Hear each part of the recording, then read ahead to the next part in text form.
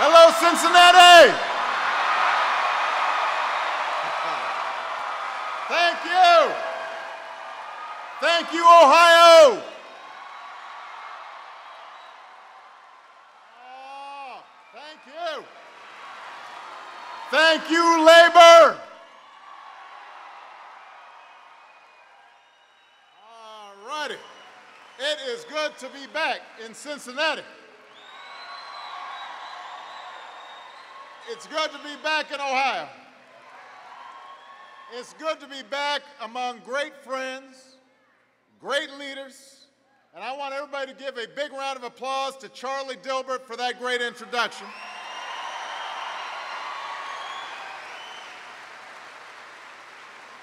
And I want to thank Kathy Matea and the band for the entertainment. Give Kathy a big round of applause.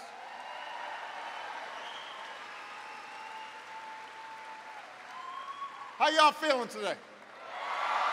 Are you fired up? Are you ready to go?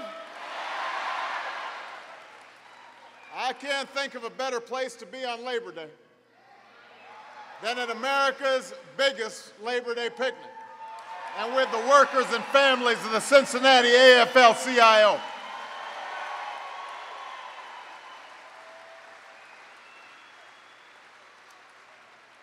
I'm so proud to be on the stage with Charlie, because Charlie reminds us that in these tough times, America's working men and women are ready to roll up their sleeves and get back to work.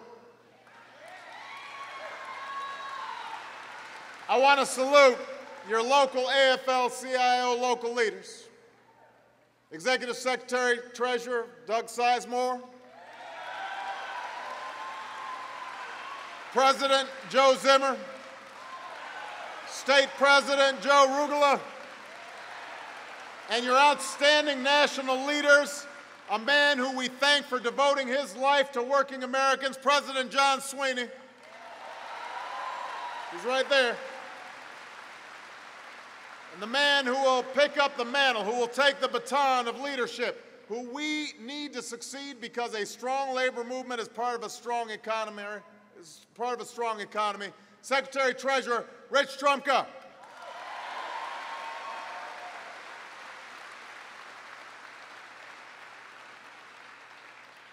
Although Ohio's wonderful governor and great friend of mine, Ted Strickland, couldn't be here, we've got Lieutenant Governor Lee Fisher in the House, Secretary of State Jennifer Brunner, Attorney General Richard Codray, Cincinnati Mayor Mark Mallory, Hamilton County Commission President David Pepper. We're joined by members of Ohio's outstanding congressional delegation, Congressman Steve Driehaus, and a great friend who's at the forefront of every fight for Ohio's working men and women, including the battle for health insurance reform, Senator Sherrod Brown.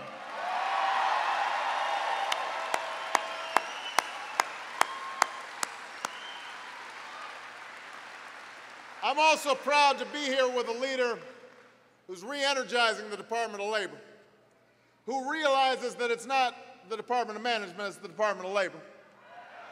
A daughter of union members, a daughter of a Teamster, Secretary Hilda Solis,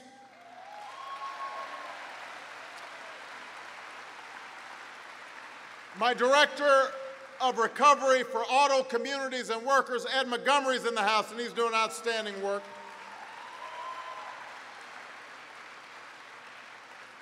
Now, Cincinnati, like a lot of Americans, you're having some fun today.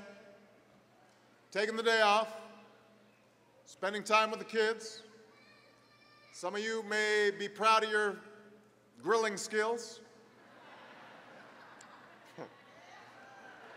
Every man thinks he can grill, whether he can or not. That's what Michelle says. Michelle says she's a better griller than me. I don't know. We'll have to have a grill-off someday. But you're enjoying some good music, some good food, some famous Cincinnati chili.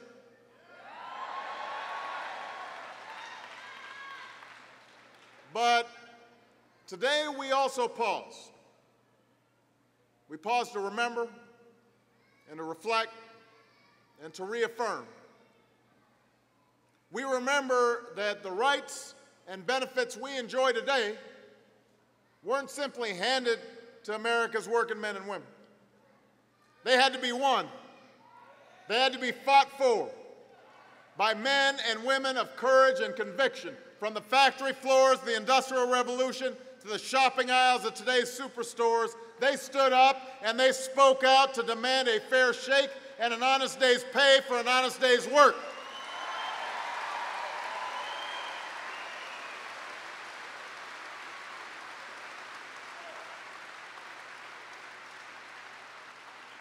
Many risked their lives. Some gave their lives. Some made it a cause of their lives, like Senator Ted Kennedy, who we remember today.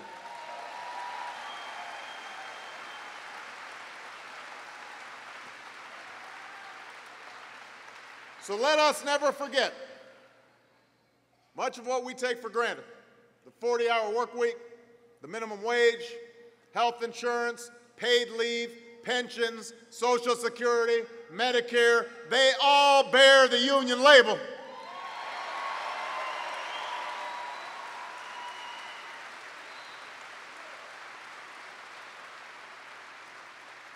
It was the American worker, men and women just like you,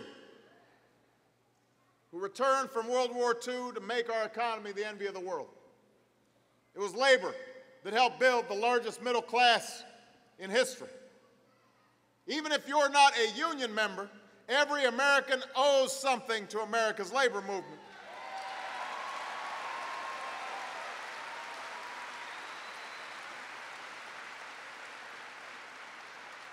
So as we remember this history, let's reflect on its meaning in our own time.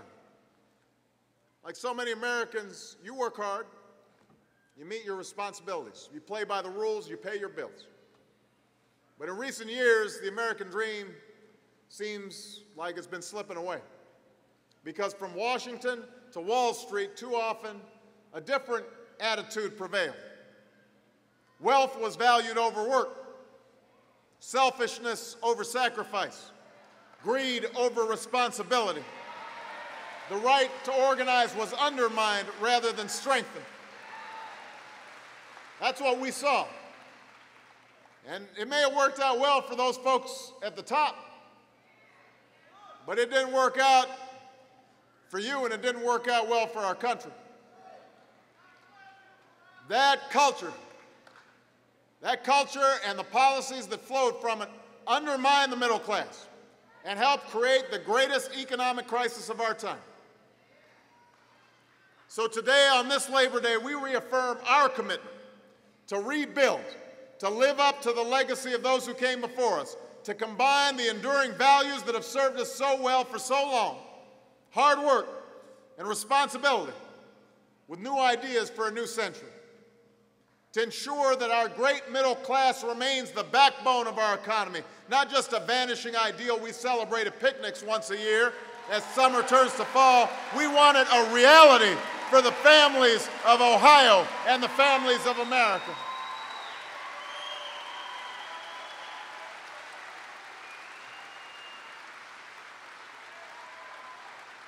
That's what we've been working to do ever since I took office. Now, I notice some people have already forgotten how bad it was just 7 months ago. You notice that? They've got sort of selective amnesia.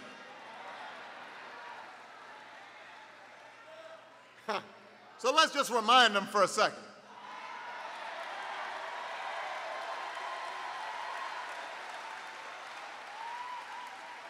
A financial system on the verge of collapse.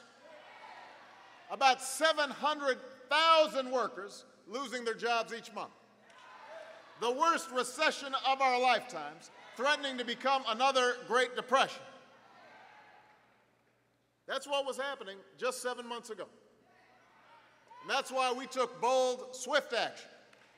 That's why we passed an unprecedented Recovery Act And we did it without the usual Washington earmarks and pork barrel spending. And Ohio, it is working.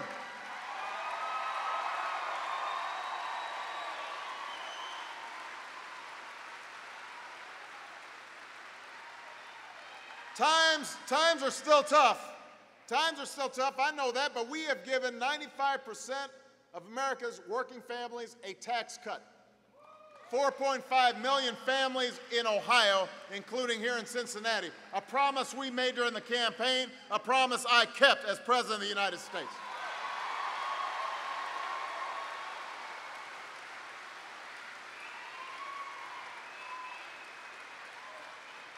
We cut taxes for small businesses, made new loans to more than 1,000 small businesses in Ohio so they could grow and hire more workers. We extended unemployment benefits for 12 million Americans, including Charlie and nearly 570,000 Ohio citizens.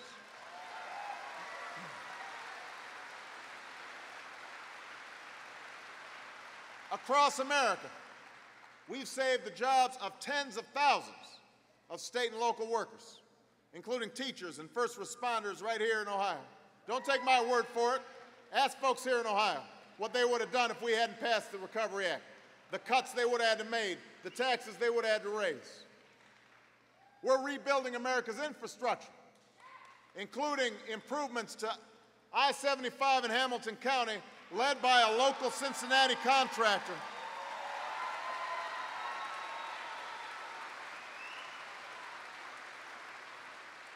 We've got more than 200 other highway projects across Ohio, and we're making a historic commitment to innovation. Much of it's still to come in the months and years ahead. Doubling our capacity to generate renewable energy, building a new smart grid to carry electricity from coast to coast, laying down broadband lines and high-speed rail lines, and providing the largest boost in basic research in our history, all of which will put people back to work: steel workers, plumbers, pipe fitters, engineers, you name it. So our recovery plan is working. Bricklayers, too.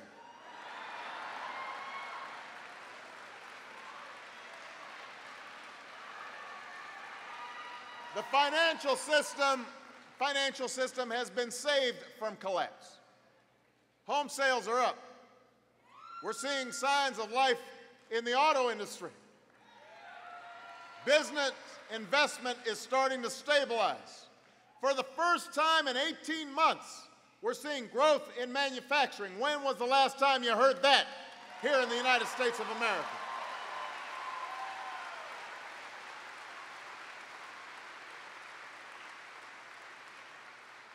Now, on Friday, we learned that the economy lost another 216,000 jobs in August. And whenever Americans are losing jobs, that's simply unacceptable. But for the second straight month, we lost fewer jobs than the month before, and it was the fewest jobs that we had lost in a year. So, make no mistake, we're moving in the right direction. We're on the road to recovery, Ohio. Don't let anybody tell you otherwise.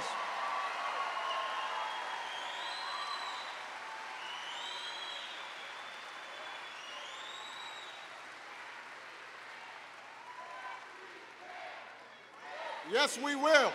Yes, we are.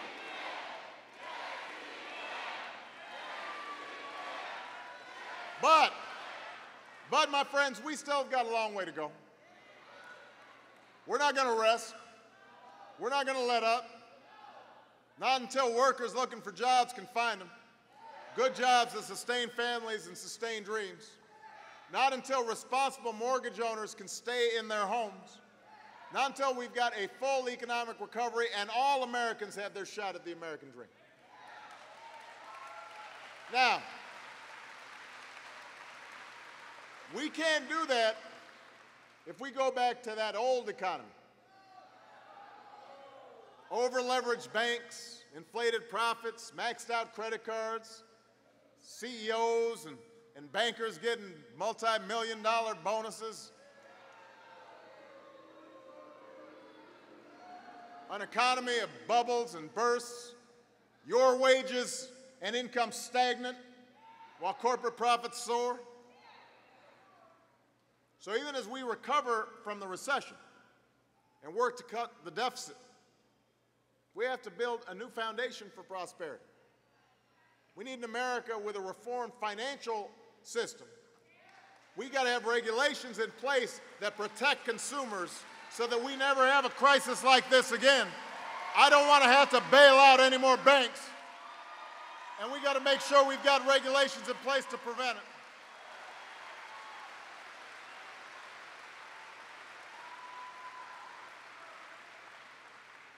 An America where energy reform creates green jobs that can never be outsourced and that finally frees America from the grip of foreign oil. An America that commits to education, because the countries that out-educate us today will outcompete us tomorrow, and the best jobs will go to the best educated.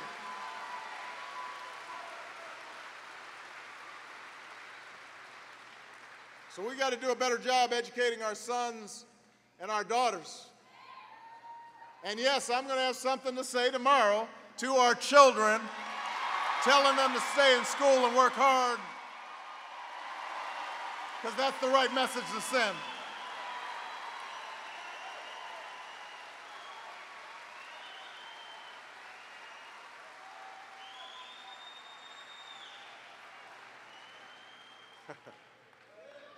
We need an America that once again invests in the middle class, which is why I've created our task force for middle-class working families, led by my outstanding Vice President, Joe Biden, to make sure that our policies always benefit you, the American worker.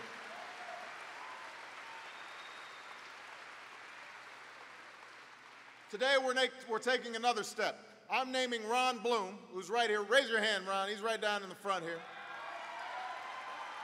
I'm naming Ron Bloom to lead our efforts to revitalize the sector that helped build the middle class, American manufacturing. Ron has worked with steel workers, service employees, and management to create jobs. He helped guide our auto task force, and as my new point person on manufacturing, he's going to help us craft the policies that will create the next generation of great manufacturing jobs and ensure American competitiveness in the 21st century.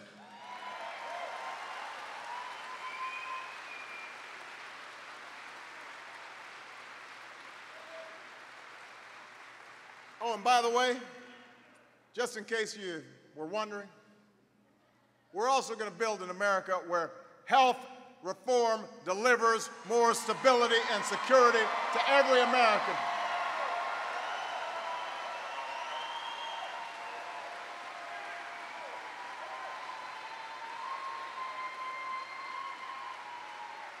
We are going to reform the system for those who have insurance and those who don't. Now, I'll have a lot more to say about this on Wednesday night. I might have to save my voice a little bit, not get too excited. I don't want to give anything away. I want you all to tune in. But let me just say a few things about this health care issue. We've been fighting for quality, affordable health care for every American for nearly a century, since Teddy Roosevelt. Think about that. Long time.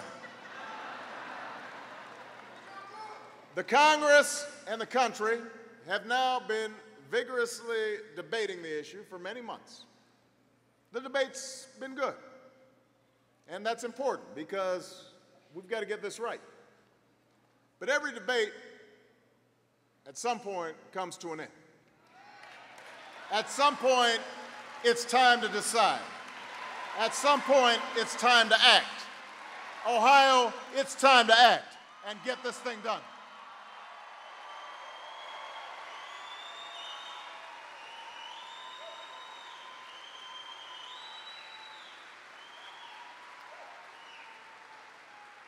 We have never been this close. We've never had such broad agreement on what needs to be done. And because we're so close to real reform, Suddenly the special interests are doing what they always do, which is just try to scare the heck out of people. But I've got a question for all these folks who say, you know, we're going to pull the plug on grandma, and this is all about illegal immigrants, and you've heard all the lies. I've got a question for all those folks. What are you going to do? What's your answer? What's your solution? And you know what? They don't have one.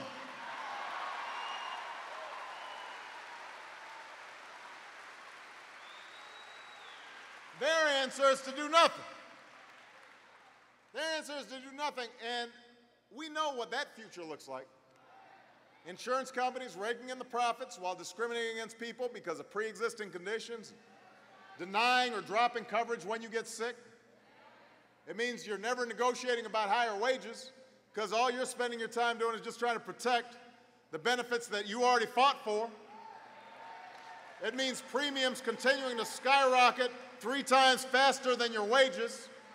It means more families pushed into bankruptcy, more businesses cutting more jobs, more Americans losing health insurance, 14,000 every day. It means more Americans dying every day just because they don't have health insurance. That's not the future I see for America.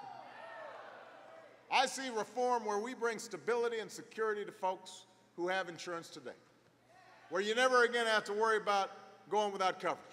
If you lose your job, or you change your job, or you get sick, you got coverage there for you.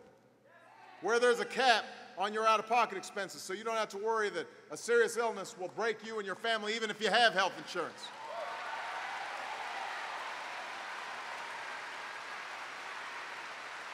Where you never again have to worry that you or someone you love will be denied coverage because of a pre-existing condition. I see reform where Americans and small businesses that are shut out of health insurance today will be able to purchase coverage at a price they can afford. Where they'll be able to shop and compare in a new health insurance exchange. A marketplace where competition and choice will continue to hold down costs and help deliver them a better deal. And I continue to believe that a public option within that basket of insurance choices will help improve quality and bring down costs.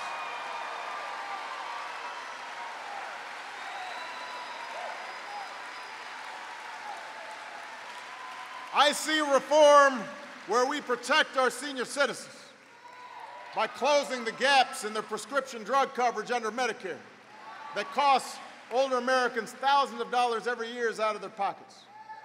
Reforms that will preserve Medicare and put it on a sounder financial footing and cut waste and fraud and the more than $100 billion in unwarranted public subsidies to already profitable insurance companies. I want a health insurance system that works as well for the American people as it does for the insurance industry.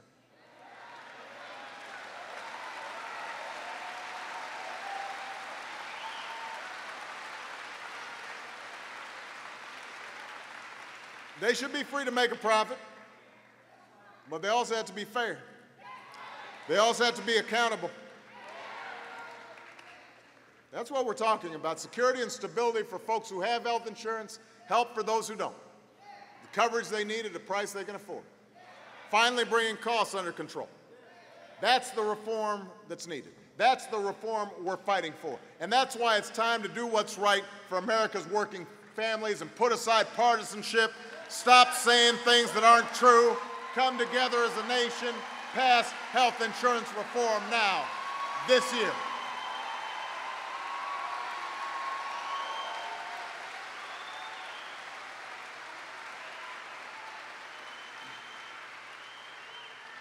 Few have fought harder and longer for health care and America's workers than you, our brothers and sisters of organized labor.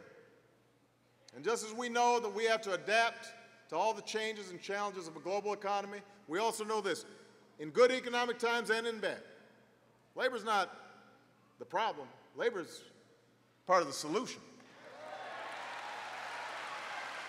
That's why Secretary Solis made it her priority at the Labor Department to protect workers, your safety, your benefits, your right to organize, your right to bargain collectively.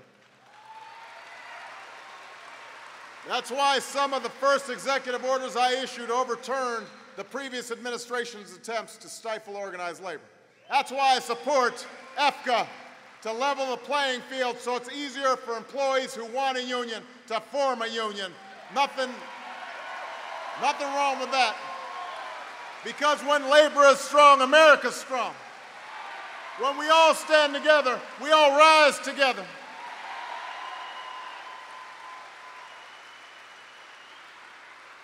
That's why the first piece of legislation I signed into law was the Lilly Ledbetter Fair Pay Act, guaranteeing equal pay for equal work.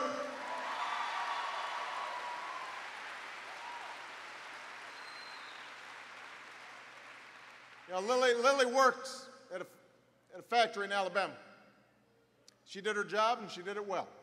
And then after nearly 2 decades, she discovered that for years she was paid less than her male colleagues for doing the very same work. Over the years, she had lost hundreds of thousands of dollars in wages and in pension and Social Security benefits. Now, Lilly could have just moved on. Instead, this Alabama grandmother made a decision. She said a principle was at stake. She stood up and she spoke out for what was right, all the way to the Supreme Court, and then Congress, and finally the White House, where she stood next to me as I signed the law that bore her name.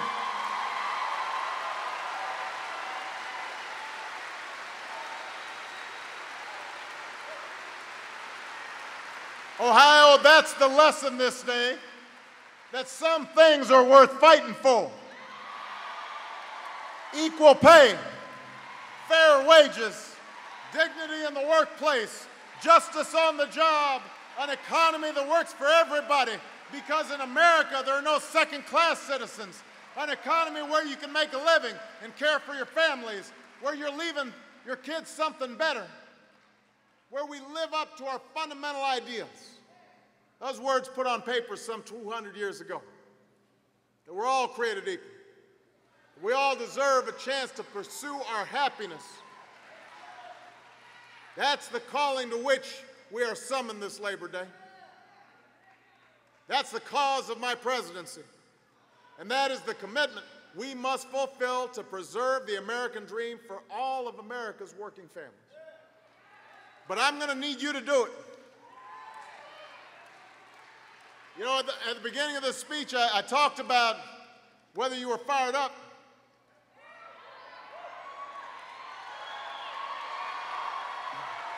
I know that over the last couple of months, the economy's been bad, recession's been wearing on folks, people losing their jobs, people losing their health care, people losing their homes in some cases.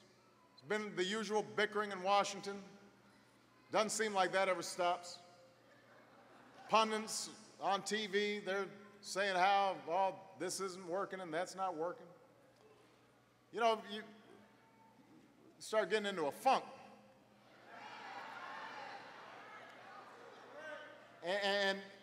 And whenever I see folks in that negative place, I always think back to a story I told during the campaign. Some of you have heard it, but I just thought I'd say it again. It's about where the phrase "fired up" comes from. So this is when we were right at the beginning of the campaign for the presidency. Nobody gave us a chance. None of y'all could pronounce my name. And I went down to South Carolina. I went down, I think it was, where was I? I was in Greenville. Am I right? Greenville. And the legislators were having a little banquet, and they'd invited me to come down to speak. And I sat next to a state representative. I had nobody supporting me back then, so I had to ask everybody. I said, will you support my campaign for the presidency of the United States?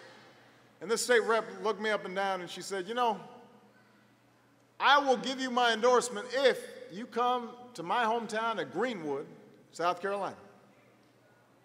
I had had a glass of wine, So I said right away, I said, okay, let's shake on it. Come to find out that Greenwood is about an hour and a half from every place else. So about a month later, I fly in. I've been campaigning for 2 weeks straight, haven't seen my family. I'm exhausted, I'm tired. Get to the hotel room, I'm dragging my bag into my room, about to go to bed. I get a tap on my shoulder. It's my staff member. It says, excuse me, sir. I said, what? He said, you have to be in the car tomorrow at 6:30 in the morning. I said, why? He said, because we got to go to Greenwood like you promised. So the next day, I wake up and I feel worse than when I went to bed. I stagger over the window, open up the blinds. It's pouring down rain outside. Ugly day. I go out, get my newspaper, open it up. There's a bad story about me in the New York Times. I pack up my stuff. I go downstairs. My umbrella breaks, and I get soaked. So that by the time I'm in the car, I'm sleepy, I'm wet, and I'm mad. And we start driving, and we just keep on driving. We're driving. It goes on forever. Hour and a half we're driving. Finally, we get to Greenwood.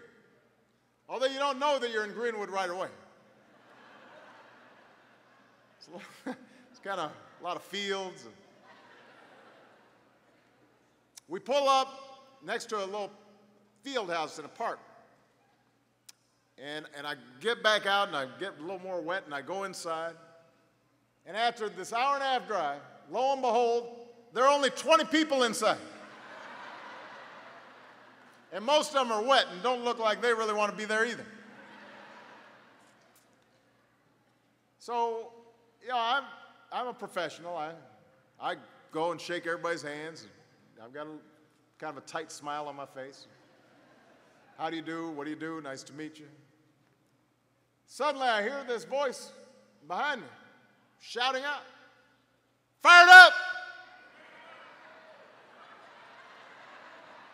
And I'm surprised. I'm scared almost.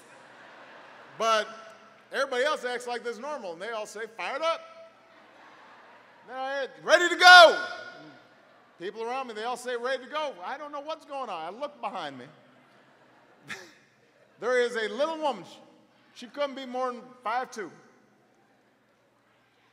Watch out, somebody said. You little too. Little lady. She's about 50, 60 years old. She dressed like she just came from church. She got a big church hat. And she's smiling at me. She looks at me and she says, "Fired up!"